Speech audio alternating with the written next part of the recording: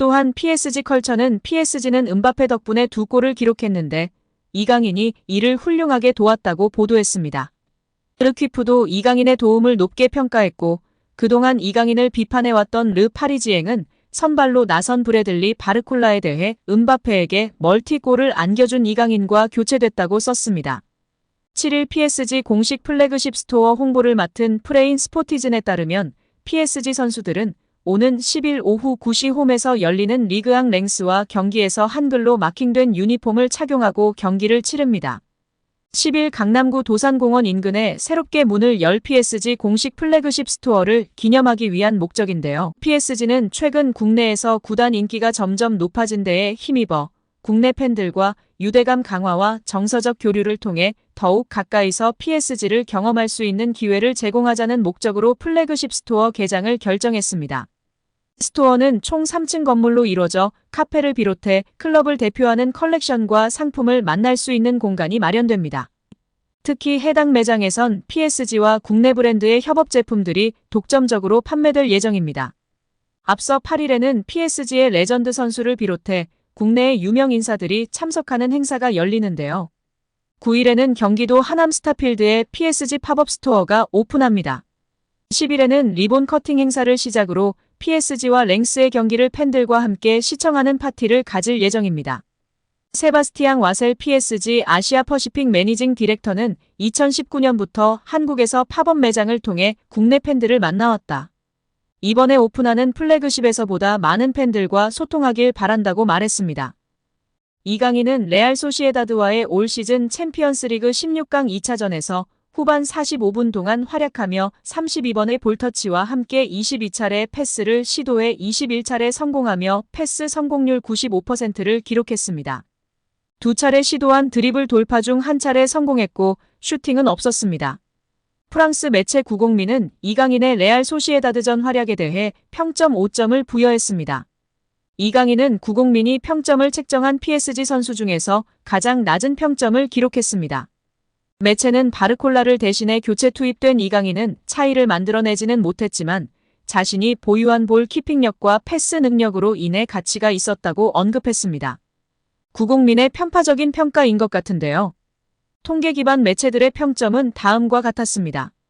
축구 통계 전문 사이트 소파스코어는 이강인에게 팀 내 세 번째로 높은 평점인 7.2점을 부여했습니다. 음바페, 돈나룸마에 이어 세 번째로 눈부신 활약을 입증했습니다. 다른 통계 매체 풋몹의 평점도 7.4로 높은 평점을 부여받으며 활약을 인정받았습니다. 또 다른 프랑스 매체 퀘스트 프랑스는 아주 뛰어난 조직적인 움직임에 이어 이강인은 음바페를 위해 종 모양 같은 궤적의 왼발 패스를 보냈다고 조명했습니다. 프랑스 매체 르파리지앵은 음바페는 이강인의 패스를 통한 공격을 쉽게 마무리했다. 하프타임 이후 교체 투입된 이강인의 완벽한 패스에 이어 음바페가 단독 돌파했다. 음바페는 긴장감도 없이 평소와 다름없는 슈팅을 때렸고 골키퍼가 막을 수 없는 니어 포스트 방향으로 볼이 들어갔다고 극찬했습니다. 또한 유로 스포르트 역시 음바페가 멀티골을 터뜨리도록 도운 주인공이다. 여러 역할을 할 수 있는 그는 공을 잘 다뤘고 템포를 빠르게 만드는 귀중한 역할을 했다라고 덧붙이며 극찬했습니다. 또한 이강인은 네이마르의 뒤를 잇게 됐습니다. PSG 소식을 전하는 PSG 리포트는 이강인은 2022년 2월 레알 마드리드전에서 어시스트를 기록한 네이마르의 뒤를 이어 2년 만에 처음으로 교체 투입 후 어시스트를 기록한 선수가 됐다라고 밝혔습니다. 교체로 나온 이강인은 강한 임팩트를 남겼는데요. 축구 통계 매체 소파스코어 기준 이강인은 45분을 소화했고 키패스 1회, 패스 성공률 95%, 드리블 성공 1회, 지상 경합 승리 4회, 롱볼 성공 2회 등을 기록했습니다. 음바페의 어시스트를 도왔고 교체로 나온 선수들 중에선 가장 높은 평점인 7.2를 받았습니다. 또한 자신과 교체된 바르콜라의 6.5점보다도 높은 평점을 기록했습니다. 이강인은 추가 시간까지 포함해 약 49분 동안 볼터치 32회, 패스 정확도 95%, 키패스 1회, 기회 창출 1회, 피파울 3회를 기록하며 준수한 모습을 보여줬습니다. 축구 통계 매체 풋몹은 평점 7.3, 소파스코어는 평점 7.1, 후스코어드는 평점 6.9로 좋은 평가를 내렸습니다. 이어 축구 매체 골닷컴은 평점 7과 함께 우측면에서 활기가 넘쳤다. 아마 우측면 선발로 기용했어야 했다고 극찬했습니다. 파리 팬들 역시 이강인의 활약을 주목하기도 했는데요. 파리는 공식 SNS를 통해 음바페의 득점 소식을 알리자 일부 팬들은 이강인의 마법도 있었다, 이강인으로부터 시작된 골이다 등의 반응을 보였습니다. 여기에 파리 현지 찐팬들의 반응이 계속해서 나오고 있습니다. 현지 팬들은 이렇게 잘할 수 있나? 미친 것 같아. 정말 너무 패스가 아름다웠어. 이강인은 정말 호나우딩요, 네이마르, 메시급이야. 강인이에스타. 최고의 미드필더 이니에스타와 같다고 극찬하고 있습니다. 파리에서 주전이어야 해. 이강인 영입은 정말 잘한 것 같아. 이제 이강인은 매번 주전으로 뛸 것 같아. 이건 골보다 더 아름다운 패스였어. 너무나 아름다운 패스였지만 그것보다도 정말 정확한 패스였어.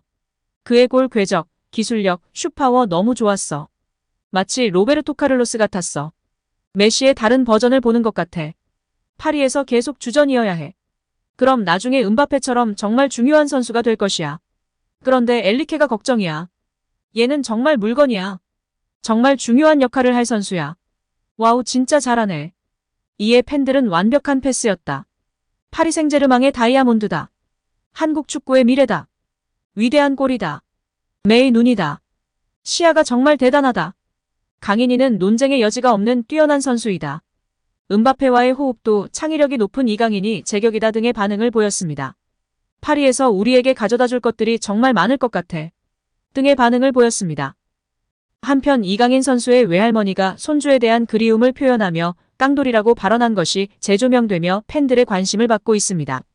전남 강진에 사는 외할머니는 자녀들이 모두 서울에 살고 있어서 명절이 되면 항상 서울에 다녀왔다며 인천에 살고 있던 강인이도 그때 한 번씩 얼굴을 볼 수 있었다고 회상했습니다.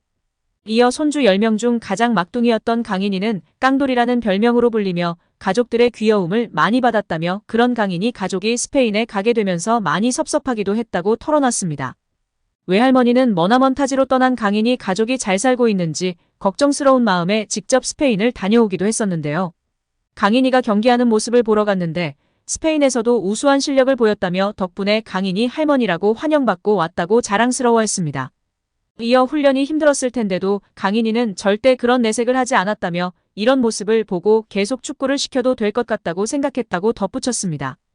이강인은 마라도나를 좋아하는 아버지를 따라 일찌감치 축구를 접했습니다. 걸음마를 시작하면서부터 집 마루에서 공을 차고 다녔고 아버지가 운영하는 태권도장에서 초등생 형들과 축구를 하며 어울렸다고 합니다. 실제로 2010년 영재의 비범 리얼 스터디에서는 이강인이 태권도장에서 아빠표 체력관리 트레이닝을 받는 모습이 방영되며 주목받기도 했습니다.